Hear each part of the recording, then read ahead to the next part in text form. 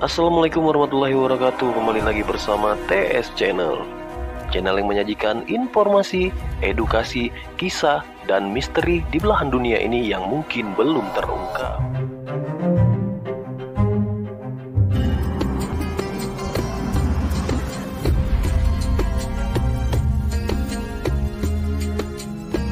Bahwa besar kemungkinan Al-Mahdi muncul di negeri kita, di Nusantara.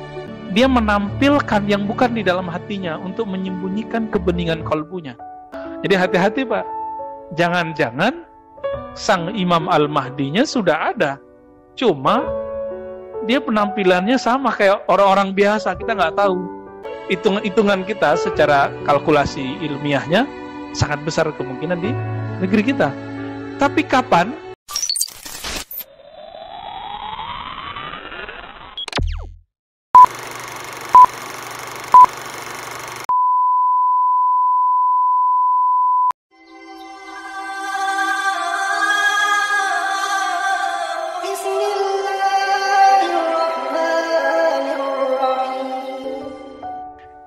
Apa kata Nabi?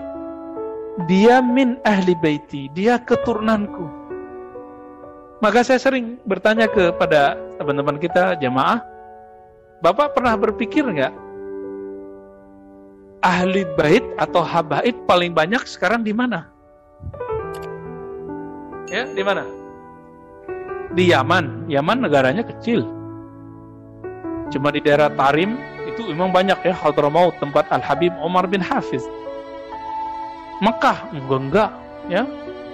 Teman saya ada yang namanya Alwi, orang Yaman keturunan tapi lahirnya sudah di Palu. Tahu Palu Pak ya? Sulawesi. Nama teman saya ini Alwi. Mereka benci sama nama Alwi. Alwi itu dianggap menyamai nama Allah. Kebetulan dulu di Mekah ada Sayyid Muhammad Alwi Al-Maliki. Mereka gak suka dengan sosok ini, karena mereka kontrak terus dengan sosok ini. Sayyid Muhammad Alwi Al-Maliki, beliau, ayahnya, kakeknya, terus sampai buyutnya itu adalah pengajar di Masjidil Haram. Tahun 80-an terjadi konflik Pak, gak boleh lagi ngajar. Kalau kita benci kepada zuriat Nabi, berarti kita nanti benci dengan sosok Al-Mahdi, karena Al-Mahdi itu pasti zuriat Rasulullah, keturunan Rasulullah SAW. Dan mereka sekarang ngomong apa? Yang kelompok yang tidak suka dengan zuriat Nabi ini, sekarang tidak ada lagi keturunan Nabi yang benar gitu. Gak ada keturunan Nabi. Orang menolak keturunan Nabi berarti dia menolak hadis Imam Al-Mahdi. Bahaya gak? Bahaya Pak. Hadis Al-Mahdi sahih, ada dalam Sahih Bukhari, tidak disebutkan namanya ya. Di Muslim lebih banyak, di Abu Daud lebih banyak lagi. Mengingkari ada keturunan Nabi sekarang, mengingkari munculnya Imam Al-Mahdi. Mereka gak mikir sampai di sana. Kajiannya kajian Al-Mahdi, kan lucu. Jadi ada banyak ustadz sekarang kajiannya akhir zaman tapi gak hormat sama habaib. Kualat pada nanti dia. Ya. Ketika nanti Dajjal itu keluar, dia kira itu Al-Mahdi. Ketika Mahdi muncul, dia kira itu Dajjal. Nanti begitu. Nah, maka Nabi mengatakannya dalam beberapa riwayat, ini dari Imam Abu Nuaim, Al-Mahdi minna ahlul bait. Al-Mahdi itu keturunan kami. Di riwayat lain, min waladi Fatimah, dari keturunan Fatimah. Itu udah pasti. Lalu, kalau kita sudah sadar bahwa ahlul bait nanti di antara mereka ada imam yang disebut Imam Al-Mahdi. Tinggal dihitung Pak. Di negara mana sekarang yang terbanyak imam ahlul baitnya, keturunan Rasulullahnya sallallahu alaihi wasallam. Bapak tinggal cek lembaga guyubnya orang ahlul bait disebut Rabithah Alawiyah, Al-Ashraf ya. Itu mereka baik Hasani ataupun Husaini yang paling maju Indonesia. Pimpinannya lahir di Kuitang. Ya, Habib Zain bin Smith. Tinggal sekarang di Madinah. Sahabatnya Al-Habib Umar bin Hafiz. Itu punya Rabithah Alawiyah. Di Indonesia sekarang beliau murid-muridnya punya TV namanya Al-Irth Nabawi. Nabawi TV. Yang Arabnya itu Irth Nabawi. Nah, di Indonesianya Nabawi TV. Nanti silakan dicek Pak. Itu murid-murid beliau semua, teman-teman beliau semua. Jadi kalau ada orang sekarang nih ngaku sebagai keturunan Nabi, itu dicek seperti kita ngecek hadis. Nasabnya kemana, dia klan siapa, benar atau tidak. Ketika sudah dikaji, ada buku panduannya, ada buku rujukannya. Kalau nggak terbukti, maka orang ini Habibnya Habib palsu. Sebagaimana ada hadis palsu. Ini antum nih silakan ngaku keturunan Nabi, nggak apa-apa. Tapi paling keturunan yang palsu, doif gitu. Ada yang lemah. Yang lemah ini yang disebut keturunan dari jalur apa nyebutnya ya, Idrisiyah. Di Indonesia ini ada jalur Idrisiyah namanya Indonesia, bukan tarekat ya. Ini agak lemah. Nah, ini terjadi juga perdebatan. Banyaklah di Indonesia. Kalau kita lihat Bapak Saudara makan Allah, mulai dari ujung Aceh, Medan ya, kemudian pesisir Riau, Jambi, kepulauan di Riau, di Malaysia, di Singapura, Palembang, sampai ke Betawi, sampai ke ujung Banyuwangi, yaitu semua pesisir pantai, sampai ke Lombok sana, sampai ke Ambon, Pak. Itu bertebaran keturunan Rasulullah Sallallahu Alaihi Wasallam. Dan jumlahnya itu mengejutkan sekali, lebih banyak dari jumlah yang ada di tanah Arab. Bahkan teman saya yang sibuk mengurusin itu mengatakan apa? Beberapa klan, jadi suku, Qabilah lah kira-kira begitu ya. Misalnya As-Saggaf, Al-Idrus, itu namanya suku-sukunya Pak. Famnya, mereka nyebutnya family-nya. Itu ada di Indonesia yang masih bertahan, sedangkan di Yaman sudah nggak ada. Nah ini indikator besar ini Pak. Indikator besar ini. Bahwa besar kemungkinan Al-Mahdi muncul di negeri kita, di Nusantara. Ini bukan kabar gembira, tapi hitungan kita secara kalkulasi ilmiahnya sangat besar kemungkinan di negeri kita. Tapi kapan? Nah itu bukan urusan kita Pak. Nah jangan coba menakar-nakar tahun sekian, kecuali itu datang dari dia. Datang dari Imam Mahdinya. Namun kabar baiknya, jika fitnah Dajjal, kekacauan Dajjal sudah muncul, maka otomatis si Al-Mahdinya juga sudah muncul. Tapi baru tanda-tandanya Pak. Sebagaimana Ad-Dajjal sudah diikuti orang, disembah orang, maka Imam Al-Mahdinya juga sudah mungkin memiliki murid sekarang. Kira-kira begitu Pak. Tapi kalau mengikuti kitab Awariful Ma'arif, orang yang punya ilmu mengenal Allah, ma'rifatullah itu kan ada dua jenis. Ada orang sufi, soleh, pakai serban, pakai kopiah, ya, pakai begini, pakai jenggot, pakai gamis, ya kayak ustadz gitu lah ya, lengkap gitu. Tapi serbannya kan belum ada tuh. Itu sufi atau orang soleh, kira-kira begitu, orang alim. Tapi ada yang disebut malamatiyah. Apa arti malamatiyah? Dia menampilkan yang bukan di dalam hatinya untuk menyembunyikan kebeningan kalbunya. Jadi hati-hati Pak. Jangan-jangan sang Imam Al-Mahdinya sudah ada. Cuma dia penampilannya sama kayak orang-orang biasa, kita nggak tahu. Gitu. Dan menariknya apalagi, di agama Yahudi dan Nasrani itu ada ajaran tentang imam akhir zaman itu, sang penyelamat di akhir zaman. Orang-orang Yahudi punya istilahnya, mereka nyebutnya Tazor atau apa ya, kita cek di buku-buku mereka yang online, ya, kan banyak tuh PDF mereka, jurnal-jurnalnya. Mereka punya juga istilahnya, imam penyelamat di akhir zaman, yang nanti akan mengembalikan kejayaan Nabi Sulaiman di Yerusalem. Makanya sekarang mereka sudah siap-siap kembali ke Palestina sana, ke Yerusalem untuk menguasai kembali. Tapi nggak usah khawatir Pak, salah satu misi dari Al-Mahdi itu nanti menguasai Al-Quds, menaklukkan kembali Al-Quds dan dikembalikan ke umat Islam. Baik. Apa dasar saya mengatakan jangan-jangan Imam Al-Mahdinya itu malamatiyah, menampilkan hal-hal yang biasa sehingga orang tidak mengira dia punya ilmu itu. Padahal di dalamnya dia sangat mengenal Allah Subhanahu wa Ta'ala. Ini contoh. Di antara bapak ini kan ada yang kuliahnya unik-unik. Ada yang mampu berbahasa yang kita nggak mampu. Ada yang punya skill yang kami tidak mengerti skill itu. Kelihatan nggak dari jidatnya? Nggak ya? Kalau bapak nggak berpenampilan dosen di kampus, kita nggak ngerti kalau bapak ini seorang dosen. Bapak ini seorang direktur, GM. Kalau nggak ada kartu pengenal, kita kan nggak ngerti. Baju semua orang sama, kira-kira mirip begitulah Pak. Ya, mirip-mirip begitulah. Dia pakaiannya sama kayak kita, tapi rohaninya kualitasnya berbeda. Apa dalilnya? Dalam banyak hadis, salah satunya riwayat ini dikatakan yuslihuhullahu ta'ala fi lailah. Allah nanti akan islah dia. Islah artinya apa?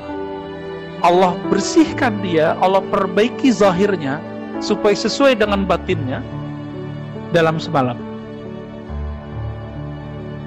Au qala fi yaumain. Di riwayat Imam Abu Nuaim dikatakan atau 2 hari. 2 hari itu artinya 2 kali. Saya mau tanya. Ini mengikuti tadi. Nabi mengatakan tanda-tandanya seperti tandaku, namanya seperti namaku, ilmunya seperti ilmuku. Nabi berapa kali dibersihkan dadanya oleh malaikat Jibril? Masih ingat? Rasulullah ketika mulai kanak-kanak, ya kira-kira umur 6-7 tahun, itu dibeleh pada dadanya, dibersihkan oleh Jibril. Saudara sesusuannya, anak dari Halimah Sa'diyah, melihat itu, dikira saudaranya bernama Muhammad bin Abdullah itu akan dibunuh oleh orang putih berpakaian putih ketika membelah dadanya. Lari dari mengejar ayahnya dan ibunya. Wahai ibu, ada orang mau membunuh saudaraku Muhammad. Datanglah ya, mengejar ini ayahnya, ayah susunya dan ibu susunya. Pas datang Nabi Muhammad duduk-duduk lagi main pasir kira-kira gitu ya. Bengong anaknya. Tapi Halimah Sa'diyah sudah mengumpulkan keanehan-keanehan Nabi semenjak beliau diambil, dibawa ke atas onta. Kalau ontanya itu kecil ya, tapi kok menjadi lebih cepat dan lebih seger. Dia sudah catat semua itu dalam pikirannya. Ini bukan orang biasa. Ini bukan orang biasa. Ternyata dulu Halimah Sa'diyah pernah mendengar juga kalam-kalam dari Aminah. Bahwa Aminah mengatakan, satu ba'asu rasulah. Muhammad, kamu akan dibangkitkan menjadi seorang rasul. Itu sebabnya bagi ahlu sunnah mayoritas ibundanya Nabi bukan musyrik. Gak musyrikah Pak? Gak musyrik. Ayahnya Nabi tidak musyrik. Ini mayoritas ahlus sunnah ya. Hanya ekstremis yang mengatakan orang tua Nabi masuk neraka atau musyrik. Oke.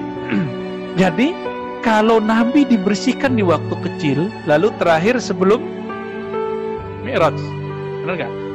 Coba dihitung Pak, sebelum Mi'raj itu berapa tahun Nabi lamanya?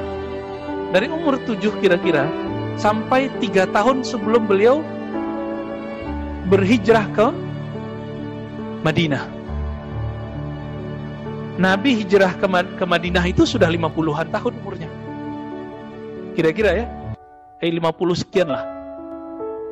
Karena Khadijah sudah wafat. Khadijah sudah wafat ya. Pamannya Abu Thalib sudah wafat. Diperkirakan oleh ahli sejarah 3 tahun sebelum Nabi hijrah. Kira-kira nih ya. Ada yang mengatakan 2 tahun. Tergantung nih riwayat mana yang dia pakai. Maka kalau kita ngikutin ritme ini Pak, Al-Mahdi itu juga akan dibersihkan oleh Allah sebanyak 2 kali. Pertama waktu kecilnya kira-kira umur 6 atau 7 tahun. Yang kedua sebelum beliau mendeklarasikan atau hijrah dirinya sebagai Al-Mahdi di depan umat. Kira-kira begitu. Kira-kira berapa tahun? 2 atau 3 tahun. Ini perkiraan Bapak ya. Maka kalau dihitung berarti 3 tahun setelah itu terjadi perperangan antara beliau dengan Dajjal. Tapi kapan tahunnya? Wallahu a'lam. Kita nggak tahu nih kapan tahunnya. Cuma melihat pandemi sudah begini, sudah meliputi dunia dan seisinya, ini yang saya sebut dengan dalam hadis Nabi, muliat jauran. Bumi, dunia sudah dipenuhi dengan kebohongan dan kezaliman. Dan perlu diingat Bapak Saudara makan Allah, Al-Mahdi tidak maksum, tapi rohaninya mengikuti, mewarisi rohani Nabi. Plek, hampir semua. Bedanya Nabi Muhammad SAW punya hak membawa syariat baru, kalau beliau tidak, gitu aja bedanya. Beliau hanya nanti akan mengikuti syariat Nabi Muhammad SAW sebagaimana Nabi Isa ketika turun. Nah, ini bagian akhir yang mau saya ceritakan. Ketika Imam Mahdi itu memimpin sholat, jadi dunia sudah dikuasai oleh Dajjal nih dalam waktu 40 hari itu. Al-Mahdi itu kemudian datang ke Makkah, Madinah. Jadi Imam Al-Mahdi sekarang bukan di Makkah, bukan di Madinah, tapi beliau nanti akan datang ke sana. Kenapa? Di sana itu dijaga oleh malaikat-malaikat Allah sehingga Dajjal tidak bisa masuk. Gitu. Di saat berjuang dan itu diperdebatkan di mana tempatnya, apakah itu di Syam atau di Al-Quds atau di mana tempatnya, lagi sholat, mau sholat nih, udah maju Imam Al-Mahdinya mau jadi imam. Nabi Isa turun. Ketika Nabi Isa turun, hanya Al-Mahdi yang mengerti itu Nabi Isa. Ya, apa kata beliau? Wahai Ruhullah, Isa ibn Maryam, silakan mengimami kami. Karena beliau seorang Nabi. Nabi kan lebih mulia dari seorang wali. Al-Mahdi kan waliullah. Nah, ini adab beliau. Tapi apa adabnya Nabi Isa? Masih ingat Nabi Musa berdoa, ya Allah jadikan aku Nabi umat akhir zaman. Apa kata Allah? Sudah ada nabinya. Ya udah kalau gitu jadikan aku umat Nabi akhir zaman. Jadi selevel Nabi Musa, induknya syariat Nabi Isa kan di Nabi Musa. Nabi Isa kan belum menyempurnakan, belum mengurangi juga. Jadi baru cuma berapa ajaran Nabi Musa yang direvisi oleh Nabi Isa. Jadi induknya di Nabi Musa. Nabi Musa sebagai induk itu berharap menjadi pengikut Nabi Muhammad, apalagi Nabi Isa. Maka adab beliau, engkau yang jadi imam, aku jadi makmum. Maka Nabi mengatakan, betapa luar biasanya kalian ketika Isa turun, wa imamukum minkum. Imam kalian bukan Nabi Isa, tapi imam kalian adalah Imam Al-Mahdi. Ini bisa menolak asumsi yang ditakutkan oleh Shaltut. Shaltut mengatakan hadis mengenai Nabi Isa hanya memperkuat doktrin Kristen. Itu tidak benar. Karena buktinya nanti dia jadi makmum, ya. Saya belum cerita Dajjalnya loh Pak ya. Nanti next kalau umur kita panjang kita bahas bagaimana perperangan akhir zaman itu. Ada namanya Sufyani, ada perang Dajjal, ada Dajjal ketemu orang dibelah badannya, terus dihidupkan lagi. Ya. Nanti panjang itu ceritanya. Nanti kita akan bedah sesuai dengan riwayat-riwayat yang kita dapat dan akhbar-akhbar yang kita terima. Kira-kira seperti itu. Kesimpulannya sederhana.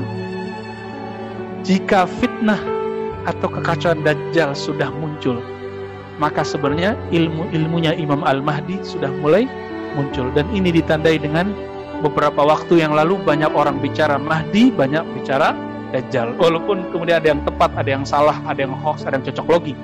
Ya, semoga Allah ampuni semua itu dan Allah sempurnakan kekurangan kita semua.